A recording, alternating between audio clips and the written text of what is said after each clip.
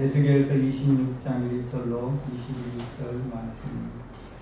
에스겔서 26장 1절로 22절 말씀.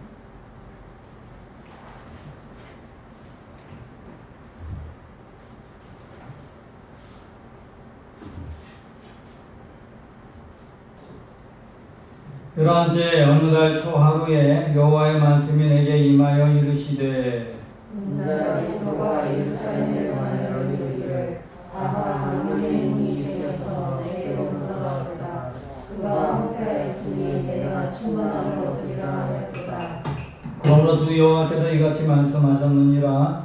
두로야, 내가 너를 대적하여 바다가 그 파도를 굽이치게 함같이 여러 민족들이 와서 너를 치게 하리니 그들이 두로의 성벽을 무너뜨리며 그 망대를 할 것이요 나도 뒤끝을 그 위에서 쓸어버려 내 머리가 되게 하며 바다 가운데서 금을 치는 곳이 되게 하리니 내가 말하였음이라. 주 여호와의 말씀이니라.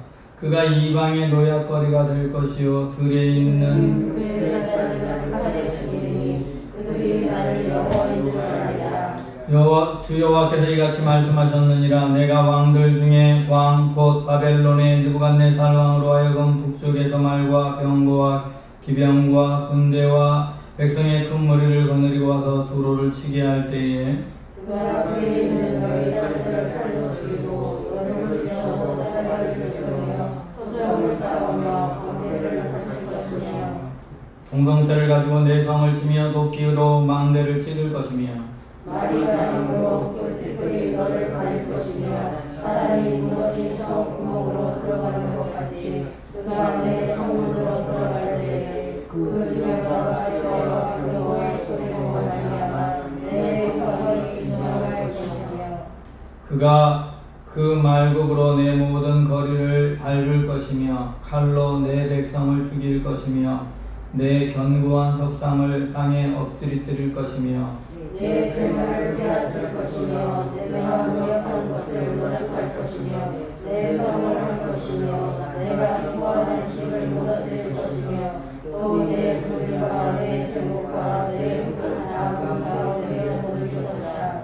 내가 내 노래 소리를 그치게 하며 내 수금 소리를 다시 들리지 않게 하고 너를 매일 말리기를 하는 자가 내가 맨날 말리는 것이 되고 다시는 건축되지 못하리니 나 여호와가 말하였습니다. 주 여호와의 말씀이니라. 주 여호와께서 이같이 두로에 대하여 말씀하시되 내가 엎드려지는 소리에 모든 섬이 진동하지 아니하겠느냐. 곧 너희 가운데서 상한 자가 부르짖으며 죽임을 당할 때에라. 그때 바다의 모든 왕이 그 자에서 내려 조복을 벗으며 수놓으로 손을 버리고 떨리는 듯하고 땅에 앉아서 너로 말미암아 주로 들며 놀랄 것이며 그들이 너를 위하여 슬픈 노래를 불러 이르기를 항해자가 살았던 유명한 성읍이여 너와 내 주민이 바다 가운데 있어 경고하였도다. 해변의 모든 주민을 두렵게 하였더니 어찌 그리 멸망하였는고. 내가 무너지는 나라의 성들이 성할 것이요 바다 가운데의 성들이 내 결국을 보고 멸망하리라. 주 여호와께서 이같이 말씀하셨느니라. 내가 너를 주민이 없는 성읍과 같이 황폐한 성읍이 되게 하고 깊은 바다가 내 위에 오르게 하며 큰 물이 너를 덮게 할 때에 내가 너를 구덩이에 내려가는 자와 함께 데려가서 옛적 사람에게로 나아가게 하고 너를 그 구덩이에 내려간 자와 함께 땅 깊은 고인으로부터 황폐한 곳에 살게 하리라. 내가 진의 사람이 거처하는 집이 오지 못하리니 살아있는 자의 안에서 영광을 얻지 못하리라. 내가 너를 패망하게 하여 다시 잊지 못하게 하리니 사람이 비록 너를 찾으나 다시는 영원히 만나지 못하리라. 주 여호와의 말씀이니라. 아멘. 얼마 전에 중국의 우한 지역 위쪽에 해당하는 지역에 엄청난 비가 내려서 이 우한이 속한 지역과 그 아래쪽 전체에 이 홍수가 나고 산사댐이 무너진다 이런 말들이 막 나왔습니다. 기사에 계속 나왔어요. 그래서 거기에 수천만 명의 이재민이 발생할 때, 또 일본에서는 일본에 엄청난 비가 내려서 일본의 후쿠시마 지역 중심으로, 후쿠오카 지역 중심으로 많은 사람들이 인명피해가 발생하고 47명이 죽고 수많은 이재민이 생겨날 때에 그런 소식을 보고 한국 사람들이 그 밑에 기사들의 댓글들을 달았습니다. 그 댓글의 내용을 인즉슨 잘 됐다는 거죠. 이번 기회에 중국이 아주 못 일어나게 좀 제대로 심판했으면 좋겠다. 일본이 대가를 치르는 거다. 반성할지 모르는 민족이다. 이런 식의 댓글들이 엄청나게 달렸습니다. 사실 그런 댓글들이 달릴 때 그런 마음이 들었어요. 우리도 곧 올 텐데 라는 생각이 들었어요. 여러분, 우리가 그들을 저주하고 그렇게 했을 때 그 저주의 소리는 하나님께 다 들렸을 겁니다. 그리고 우리에게도 또다시 이렇게 많은 비가 내려서 똑같은 환란이 벌어지고 있지요. 성경은 분명히 우리에게 말씀합니다. 우리가 누구를 저주하면 그 저주가 내게로 돌아온다. 누구에겐가 축복하면 그가 축복받을 만한 자격이 없으면 그 축복이 우리에게로 돌아온다라고 말씀합니다. 그럼에도 불구하고 우리는 다른 사람들이 잘 되고 못 되고 하는 것을 볼 때 그 사람과 나와의 관계를 먼저 따집니다. 내가 아끼는 사람, 내가 좋아하는 사람이 잘 되면 박수를 치고, 내가 원하지 않는 사람, 싫어하는 쪽이 잘 되면 화가 나고 배가 아프지요. 그리고 내가 싫어하는 사람에게 재앙이 임하면 이 박수를 치고, 그런 일들이 일어납니다. 오늘 본문에 보면 두로에 대한 이야기가 나옵니다. 두로라는 나라가 이게 하나님께서 심판과 멸망에 대해 예고를 하고 있는데, 이 두로라는 나라가 어떻게 말하고 있는가 하면 2절에 보면, 인자야 두로가 예루살렘에 관하여 이르기를 아하 만민의 문이 깨져서 내게로 돌아왔도다. 그가 함께하였으니 내가 충만함을 얻으리라 하였도다. 도대체 이 말이 무엇인가 라는 것은요, 이 두로라는 나라의 특징과 예루살렘이 가지고 있던 특징을 알면 좀 이해할 수가 있습니다. 이 두로라는 나라는요, 해상무역의 강국입니다. 이 해상무역의 강국으로요, 해상강국으로 이 지중해 모든 상권을 쥐고 무역을 하는 나라입니다. 그런데 해상무역의 강국이긴 한데, 육상에서 무역을 하려면 이 두로로 가는 통로예요. 이 남쪽에서 올라오려면 블레셋을 지나가더라도 블레셋 땅을 지나서 무기또라는 이스라엘 땅을 지나가야 됩니다. 남유다와 이스라엘 땅을 지나가야 되고요. 이 중앙의 산지길로 온다 해도 이스라엘 땅을 지나가야 되고, 옆에 에돔이나 이쪽으로 돌아온다 해도 다시 이스라엘 땅을 지나야만 두로 땅으로 연결이 되는 거예요. 그리고 저희 서쪽에서 오는 무역품도 니느웨를 거쳐서 이스라엘 땅을 거쳐서 두로로 가는 것이 좀 편한 길이에요. 그러니 이 이스라엘을 걸은 육상무역의 중개무역을 통해서 부를 축적할 수 있는 구조를 갖고 있는 나라가 이스라엘입니다. 그래서 그 이스라엘을 가리켜 만문의 문이다 라고 말하고 있는 거예요. 만민의 문. 수많은 사람들이 그리로 통행하게 되어 있어요, 구조가. 그런데 그 나라가 망했으니까, 이제 그 문이 깨졌으니까 그 문이 누구에게로 온다? 내게로 온다. 다시 말하면 이제 해상무역의 강국인 우리가 지중해 무역만으로 먹고 살았는데, 솔로몬 시대 때, 다윗 시대 때 서로 다윗과 교류하며 필요한 물자를 대고, 솔로몬 시대에 솔로몬과 교류하며 필요한 물자를 대면서 둘이 한쪽은 육상무역을, 한쪽은 해상무역을 통해서 둘이 번영하던 그 시기가 지나고 나서는 이 두 사이에 별로 사이가 썩 그렇게 좋지는 않지만, 탐탁지는 않지만 억지로 관계를 맺으면서 지금까지 지내왔는데, 그 이스라엘이 멸망한다고? 그러니 그 이스라엘이 멸망하게 되면 이제 육상무역권까지 우리가 완전히 쥐게 되는 거야. 그러니 이제부터는 우리나라는 풍요하게 될 거야. 이런 생각을 한 거예요. 그래서 우리는 잘 살게 될 거다. 그 말이 바로 그 만민의 문이 깨져서 내게 돌아왔도다. 그거와 함께함이었으니 내가 충만함을 얻으리라 라는 거예요. 그 나라가 망해야 내가 잘 되는 거야. 그러니 망하는 게 잘 됐어 라고 이야기하고 있는 겁니다. 이 11째 어느 날 초하루, 이때는 바로 북남유다가 완전히 멸망하는 그 무렵입니다. 그러니 멸망하게 되는 걸 보고 이제 내가 다 잘 되겠네. 그때 하나님의 말씀이 임한 것입니다. 이들은 유다가 멸망했으니까 잘 될 거야 라고 생각을 했지만 이제 모든 민족들이 와서 너희 땅을 치게 할 것이다. 그리고 성벽도 무너지고 망대도 헐어버릴 것이고 또 너희에 있는 모든 딸들이 다 죽게 될 것이다. 이렇게 너희들 다 죽을 거야. 이런 예언의 말씀이 나타납니다. 이 도대체 두로란 날이 어떤 나라인지를 다시 한번 돌아보면서 이 두로란 나라의 막강한 영향력을 알 수 있습니다. 두로는 작은 나라예요. 작은 나라지만 이 나라를 페니키아 제국이라고 합니다. 이 페니키아 제국이라고 부르는 이유는요. 이 나라 크기로는 이스라엘도 우리나라 충청도 경기도밖에 합친 땅밖에 안 돼요. 이 두로는 이스라엘보다 훨씬 작아요. 우리로 치면은 인천에서 평택까지 정도의 크기 땅, 인천에서 평택까지 합친 땅이 두로라는 나라 전체 크기 땅이에요.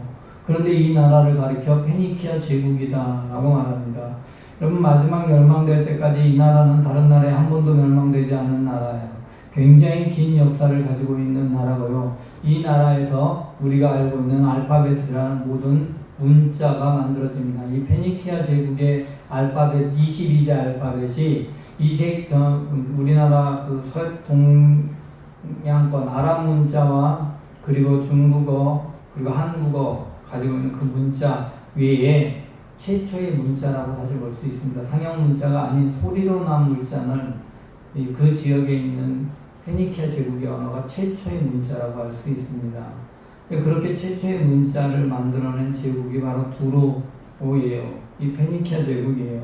이 페니키아 제국은 문자를 만들었어요. 이 문자를 만들 수밖에 없었던 이유가 있어요. 사실은 그들이 소리로 나는 문자를 만들게 되는 이유는 이들은 장사하는 사람들이거든요. 이 크레타 섬과 이 페니키아 제국이 전부 사실은 이 페니키아 제국 영향권에 있는 겁니다.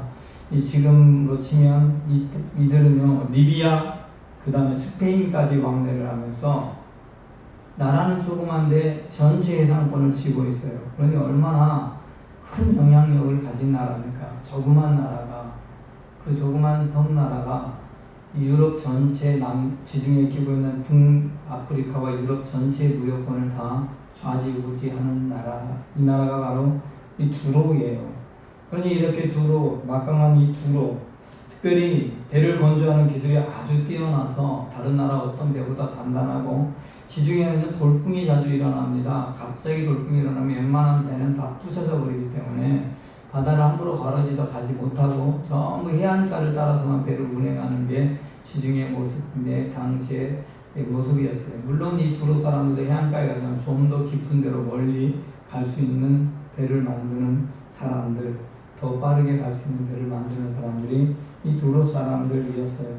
그래서 그렇게 발달했는데 이들에게는 큰 문제가 있었습니다. 그게 무엇인가 하면 다른 나라 멸망이 곧 내 기쁨이다. 이렇게 여기는 장사만 잘하면 돼요.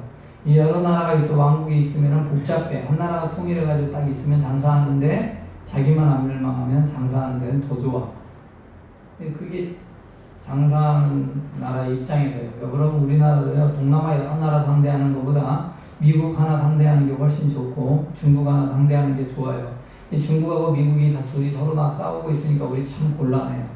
둘이만 사이 좋으면 다른 나라 다 만팔려도 두 나라만 팔아도 우리나라 무역의 50% 이상이 되니까 그러면 참 편할 것 같아. 그런 거예요. 그러니 다른 나라 멸망되고 다른 나라가 어떤 나라 영향권 있는 거 별로 그런 거 신경 안 써. 우리만 잘 되면 되지.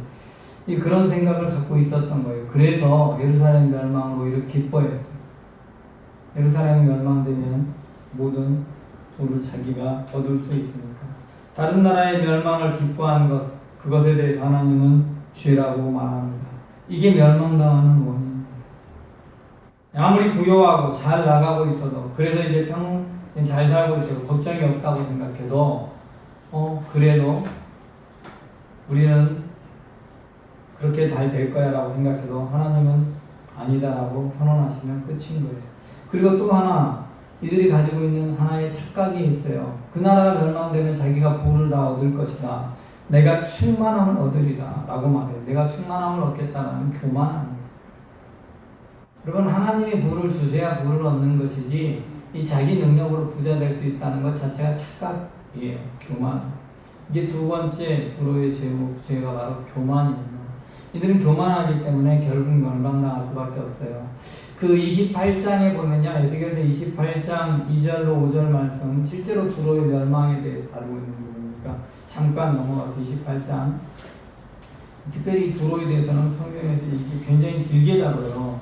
이 에스겔서는 28장 말씀 잠깐 보고 넘어가겠습니다. 28장 2절 말씀 5절까지 말씀 함께 읽습니다. 시작. 인자야, 너는 두로 왕에게 이르기를 주 여호와께서 이같이 말씀하시되 내 마음에 교만하여 말하기를 나는 신이라 내가 하나님의 자리 곧 바다 가운데 앉아있도다 하도다. 내 마음이 하나님의 마음과 같은 채 알지라도 너는 사람이요 신이 아니거늘 내가 다니엘보다 지혜로워서 은밀한 것을 깨닫지 못할 것이 없다고 하고 내 지혜가 청명으로 재물을 얻었으며 금과 은을 곳간에 저축하였으며 내 큰 지혜와 내 무역으로 재물을 더하고 그 재물로 말미암아 내 마음이 교만하였도다.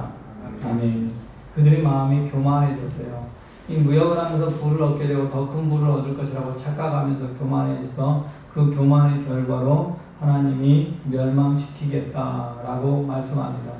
이 두로라는 나라는요, 정말로 조건이 너무 좋았어요. 왜 그렇게 발달할 수 있었느냐? 다른 나라들은요, 정말로 큰 제목인 나무들이 많이 자라지 않습니다. 나무들이 자라도 단단하지 않고 무르거나 아니면 단단한 나무, 조각목같이 단단한 나무는 너무 가늘어요.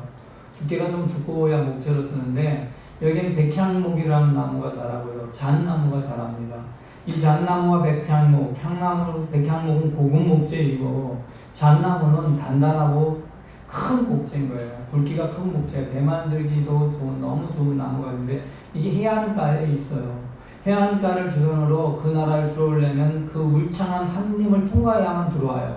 그러니까 대군이 그 나라를 공격하러 이동하는 게 좀 어려운 거예요. 산을 넘어야 되고 울창한 산림을 통과해야 되니 길목만 하나 지키고 있으면 적군이 들어올 곳이 없어요. 그러니 이 얼마나 두로가 좋은 조건입니다. 게다가 두로의 수도는 바다에 있는 섬이에요. 이 섬이 멀리 있는 섬이 아니야. 그런데요, 섬은 가까워. 우리나라 강화도처럼 가까이 있는 섬이에요. 그런데 이 가까이 있는 이 섬 가운데가 우리 강화도는 낮은 바다인데 물살이 빨라서 옛날에 잘 못 건넜어요. 그런데 낮은 바다가 아니라 여기는 아주 깊은 바다예요. 거리는 가깝지만 200m 정도 깊이가 되는 진짜 깊은 바다. 그냥 절벽으로 깎아내린 절벽으로 깊은 바다가 되어 있으니까 어떤 군대도 두로를 건너서 공격할 방법이 없어요.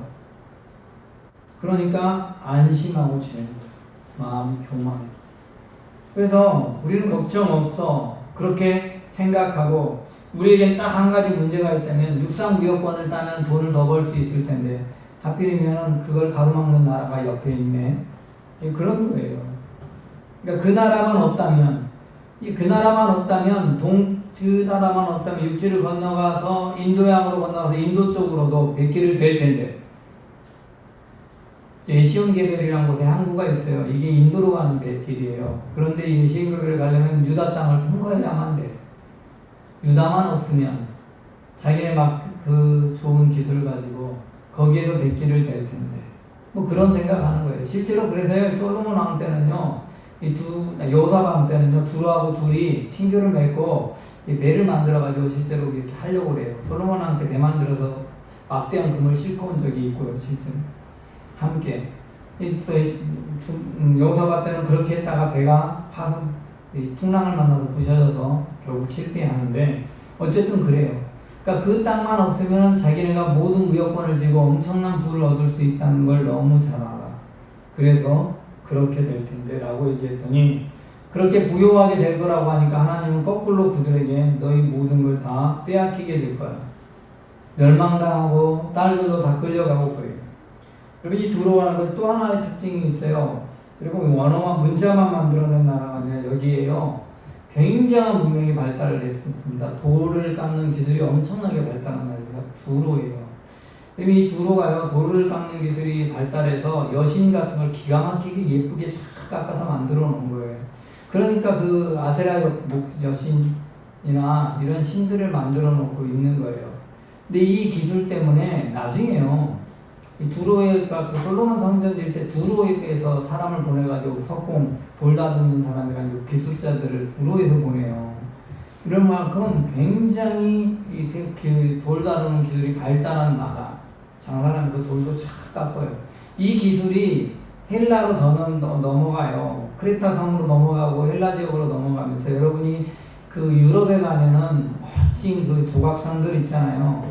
그 멋진 조각상들이 출발점이 바로 두로입니다. 이 페니키아 제국이 그 모든 문명의 출발점이에요. 그러니 얼마나 이게 발달한 나라입니까? 그러니까 자기 스스로 교만할 수밖에 없어요. 자기들은 기술이 뛰어난 거야. 그리고 자기 지역에 쳐들어오는 적군은 들어오는 길이 쉽지 않아. 또 어느 나라에게도 멸망당하지 않을 거라고 그들은 자신만만하게 있었습니다. 그런데 바벨론 왕에게 육지가 전부 약탈당합니다. 물론 그래도 상관없었어요. 다 섬으로 피신하면 되고 뱃가 기술이 발달해서 딴 섬으로 피신했으니까요. 그리고 시간이 지나서요. 그 육지가 다 약탈되고 육지가 이제 다 못쓰게 돼버려요. 땅이. 그리고 시간이 지나서 알렉산더 대왕은 도저히 아무도 점령할 수 없을 것이라고 생각했던 그 땅을 점령하기 위해 6개월 동안요 바다를 메워버려요. 바다에다 계속 흙을 부어가지고 돌과 흙을 갖다 쏟아 부어가지고 그 바다를 메워서 두로를 성을 육지로 만들어버립니다. 그리고 점령합니다. 그렇게 해서 두로가 멸망당해요. 알렉산더 대왕에 의해서 두로가 멸망당하는데 이 두로 사람들은 도망을 칩니다. 어디로 도망을 치냐면 지금 리비아 땅으로 가서 카르타고라는 제국을 만듭니다. 이 카르타고라는 제국 역시 굉장히 강성한 나라가 돼서 다시 해상의 무역권을 다 지배하고 한동안 세상의 무역권을 잡습니다. 그러다가 해상 무역권 때문에 로마와 전쟁이 일어납니다. 여러분 유명한 하니발이라는 장군이 로마까지 점령합니다. 그런데 카르타고 안에서 자기들끼리 다투느라 원군을 바다 건너서 보내주기로 했는데 안 보내줘가지고 결국 이 로마 땅에 혼자 갇혀서 계속 로마 사람들하고 싸우던 하니발이 죽고 맙니다. 이 하니발이 너무 영향력이 크기 때문에 안 돌아오기를 원했던 거죠. 임진왜란때 마치 이순신 장군이 죽기를 원했던 조정 대신들의 마음처럼 실제로 그런 일이 벌어져서 그 이후에 해전에서 로마에게 패합니다. 그리고 카르타고는 나중에 로마 군인이요 속임수를 씁니다. 이 남은 사람들과 이렇게 화친을 하면 젊은 남자들과 무기만 다 버리면 돌아가겠다, 다시 살려주겠다 해놓고 그렇게 돌려주고 실제로 해서 남자들이 다 투항을 했어요. 투항한 남자들 다 죽인 후에 성을 다시 공격합니다, 로마가. 그리고 로마 그 카르타고에 있는 사람들 한 명도 남기지 않고 다 죽여서 없애버립니다. 그 결과 두로 제국은 아무것도 흔적이 남지 않습니다. 오늘 본문에 의하면 뭐라고 말씀을 하고 있느냐 하면 그 땅에 금을 만드는 땅이 되게 만들어 주겠다라고 하나님이 말씀합니다. 그 땅을 다 없애버리겠대요. 그리고 아무것도 남기지 않고 이 사람들은 그곳에서 그물을 덮고 말린대. 19절 주 여호와께서 이같이 말씀하십니다. 내가 너희 주민이 없는 성읍과 같이 황폐한 성읍이 되게 하고 깊은 바다가 내 위에 오르게 하며 큰 물이 너를 덮게 할지라. 내가 너를 구덩이에 내려가는 자와 함께 내려가서 옛적의 사람대로 나아가게 하고 너를 구덩이에 내려간 자와 함께 땅 깊은 곳에 예로부터 황폐한 곳에 살게 하리라. 내가 다시는 사람이 거주하는 곳이 되지 못하리니 살아있는 자의 땅에서 영광을 얻지 못하리라. 내가 너를 패망하게 하여 다시 잊지 못하게 하느니 사람이 비록 너를 찾으나 다시는 영원히 만나지 못하리라. 그럼 아무도 살지 않는 땅 만들고 아무도 살 수 없는 곳 만들고 아무도 없어지고 사라지게 만들어 주겠다. 사라져버렸어요. 모두가 사라져버리고 다시는 영광을 얻지 못하겠다는 하나님의 말씀대로 이 두로 제국의 후예들도 없습니다. 물론 그 땅 현재 두로 제국이 있던 땅은 레바논이라는 나라예요. 이 레바논이라는 나라는 지금 가난하죠. 이번에도 얼마 전에 배울에 또 폭발 사고 나고. 그런데 거기에 살고 있는 사람들은 원래 두로 사람들은 아니고 이 팔레스타인과 시리아 지역의 그 소수민족들이 그쪽에 들어가서 살고 있어요. 그러니 이제 전혀 다른 민족의 땅이 되었습니다. 그래서 두로라는 나라는 씨가 말랐어요. 그럼 이게 원인이 뭐였냐? 이스라엘이 완전히 없어졌다. 없어지고 황폐하게 될 거야. 그래서 우리가 잘 될 거야 라고 말해서 거꾸로 된 거예요. 이스라엘에 향한 저주가 두로에 그대로 임하게 된 것입니다. 여러분, 우리가 이 땅을 살아갈 때 우리 스스로 다른 사람들 아무리 악한 자라도 그들을 저주하는 자가 되면 안 됩니다. 하나님은요, 누구를 저주하면 그 저주가 우리에게 돌아오게 하겠다고 말씀합니다.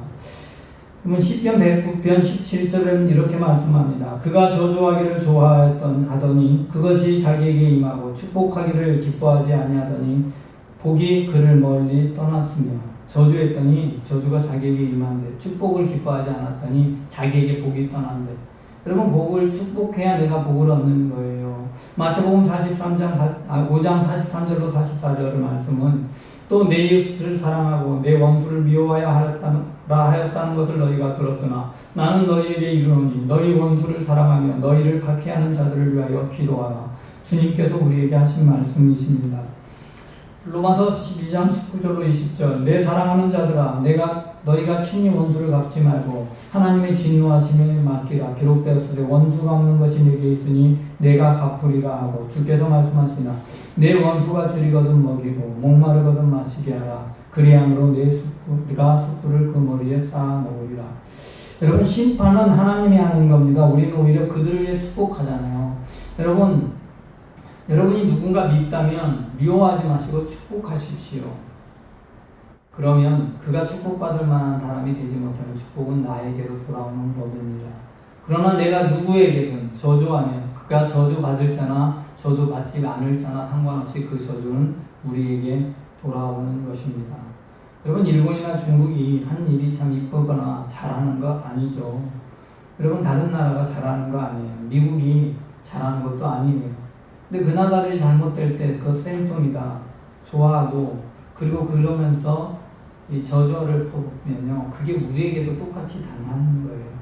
저는 이번에 이 코로나 때도 그렇고 이번에 이 홍수가 나는 재난도 똑같다고 생각합니다.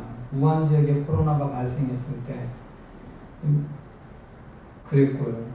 많은 사람들이 저주했어요. 그리고 절대 코로나라고 안 하고 우한 폐렴이라고 계속 말했고요. 그리고 지금 사실 코로나라는 명칭도 다르진 않죠. 코비드19가 원래 명칭이에요. 왜냐면 코로나 바이러스는요, 지금 있는 돼지열병도 그렇고, 그 여러 가지 바이러스 종류가 여러 가지가 다 코로나 바이러스예요. 사스도 그렇고 전부 코로나 바이러스이기 때문에 코로나라고 통칭해버리면은 최근에 일어난 나쁜 병들 태반이 그런 거니까 코로나라기보다는 코비드19라고 해요. 코로나 바이러스 감염증 19. 코로나 바이러스에 의해서 어떤 새로운 변형된 감염이 일어났는데 이게 2019년에 발생한 거다라는 뜻이거든요. 2019년에 발생한 새로운 코로나 바이러스 감염증이라고 하는 게 맞습니다. 그래서 코비드라고 부릅니다. 어쨌든 우리들이요, 어떤 일이 일어나든 다른 나라가 잘못되는 것 또는 내가 미워하는 사람이 잘못되는 것 저주하지 마십시오. 그 저주는 나에게로 돌아옵니다. 축복하십시오. 주님이 그러시길 원합니다. 아니, 그런데 감정적으로 축복 안 되는데 어떻게 가능해요? 여러분, 이 생각 들지 않습니까? 여러분, 오죽했으면 그 요나 선지자가 하나님의 말씀을 들었음에도 불구하고 이 감정적으로 안 돼가지고 딴 데로 가버리잖아요. 그게 우리들의 마음인 걸 알죠. 그러나 여러분 결단만 하시면 됩니다. 요나는 안 하기로 결단했기 때문에 그런 거고요. 왜냐하면 나는 못합니다. 사람으로는 할 수 없지만 그것은 하나님으로 할 수 있는 겁니다. 악한 자를 향한 축복 내 마음에 안 돼도 하나님의 감동으로 가능한 겁니다. 하나님의 말씀은 살았고 운동력이 있어 좌우의 날선 검과 같아서 우리 혼과 영과 관절감이 골수를 찔러 쪼개 합니다. 우리의 생각을 바꾸는 겁니다. 우리의 행동을 바꿀 수 있는 능력이 있습니다. 그 말씀 앞에 의지하시고 여러분 어느 누구에게든 축복의 말을 하시고 그의 길에 복을 비십시오. 그 복은 우리에게 돌아옵니다. 두로가 예루살렘의 멸망을 위해서 오히려 아파하고 애통했다면 두로는 여전히 지중해 해상권을 가진 최강의 나라로 작지만 강한 나라로 남았을 것입니다. 하지만 그들이 저주함으로 다시는 영광을 얻지 못하는 존재가 되었다는 사실을 잊지 마십시오. 저와 여러분 모두가 스스로 교만하지 않고 스스로 다른 사람을 인하여 저주하지 않고 축복하는 사람, 그래서 하나님의 영광을 지속적으로 누릴 수 있는 믿음의 사람 되시기 바랍니다. 하나님, 이 땅을 사는 모든 날 동안 우리의 어리석음이 다른 사람을 미워하고 저주하고 비방하는 자리에 있지 않게 하시고, 저희가 하나님의 백성다워서 주의 말씀 붙잡고 살아감으로 다른 사람을 축복하는 자와 하나님의 은혜 안에 영광을 누리며 살아가는 믿음의 백성이 되게 하옵소서. 예수 그리스도 이름으로 기도드리옵나이다. 아멘. 모두 자리에서 일어나세요. 이제는 우리 주 예수 그리스도의 은혜와 아버지 하나님의 무한하신 사랑과 성령님의 내주 인도 역사 충만하신 교통하심이 오늘 하나님의 은혜 안에 살아가는 믿음의 백성으로 주님께서 행하시는 모든 일 가운데 이 땅 가운데 고통당하는 이들을 인하여 언제나 아파하고 그들을 위해 기도하기를 원하는 하나님의 신실한 백성들 위에와 자신의 감정에 붙들려서 다른 사람을 저주함으로 스스로 몰물을 매는 어리석은 이 땅의 수많은 시민들, 이 나라의 민족, 온 세계의 열방 위에 지금부터 영원까지 함께 하옵시기를 축원하옵나이다.